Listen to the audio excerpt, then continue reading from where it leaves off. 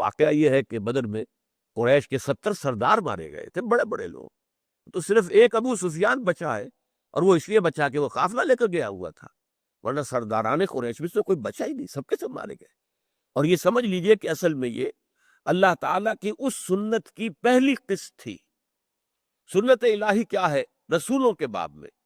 جب بھی اللہ تعالیٰ کسی قوم کی طرف رسول کو بھیجتا تھا اور وہ قوم بحیثیت مجموعی رسول کو رد کر دیتی تھی، پھر اس کو ہلاک کر دیا جاتا۔ یہ اللہ کا قانون عذاب ہے رسول کے بارے میں، نبیوں کے بارے میں نہیں۔ نبی کو مانے نہ مانے، نبی کی حیثیت یوں سمجھیے کہ جیسے اولیاء اللہ ہوتے ہیں، کسی آبادی میں کوئی اللہ کا ولی ہے، نیک آدمی ہے، اس کی کرامات بھی ہے، اسی طرح نبی کے معجزات بھی ہو سکتے ہیں، لیکن نبی کو پوائنٹڈلی کہیں اپورٹ نہیں کیا جاتا، جاؤ اس قوم کی طرف خبردار کرو، نہیں۔ بس وہ جیسے اولیاء اللہ ہے کہ ان سے بھی خیر پھیل رہا ہے، ایسے ہی وہ ہے، لیکن ان پر وحی آتی ہے۔ فرق کیا ہوگا کہ جو عام اولیاء اللہ ہے ان پر وحی نہیں آتی، وہ اللہ کا ولی جس پر وحی بھی آ رہی وہ نبی ہے۔ رسول وہ ہوتا ہے کہ جس کو پوائنٹڈلی اپوائنٹمنٹ دے کر بھیجا جائے، جاؤ اذهب الى فرعون انه طغى، جاؤ الى عاد اخاهم هودا، قوم عاد کی طرف بھیجا ہم نے اس کے بھائی ہود کو، وَإِلَىٰ ثَمُودَ أَخَاهُمْ صَالِحًا، قوم سمود کی طرف بھیجا ہم نے ان کے بھائی صالح کو، وَإِلَىٰ مَدْيَنَ أَخَاهُمْ شُعَيْبًا، اور قوم مدین کی طرف ہم نے بھیجا ان کے بھائی شعیب کو، وغیرہ وغیرہ۔ تو جو رسول پوائنٹڈلی بھیج دیا جائے کسی قوم کی طرف یا علاقے کی طرف، اور پھر وہاں کے لوگوں کی عظیم اکثریت جو ہے انہیں رد کر دے، وہ ہلاک کر دی جاتے۔ قوم نوح علیہ السلام ہلاک کی گئی، قوم ہود علیہ السلام ہلاک کی گئی، قوم سمود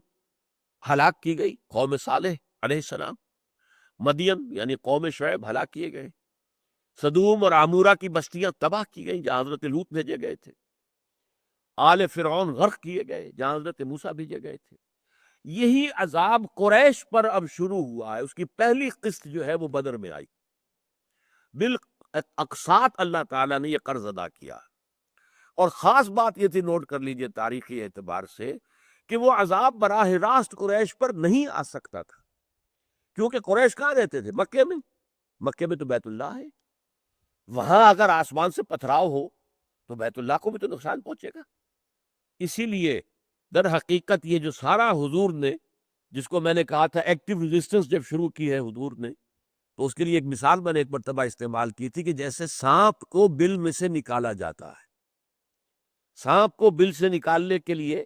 کتنے جو ہے وہ کرتب کرنے پڑتے ہیں سپیرے کو، اور وہ بین بجاتا ہے، وہ کچھ کرتا ہے، کسی طرح یہ باہر نکلے تو مارے اس کو۔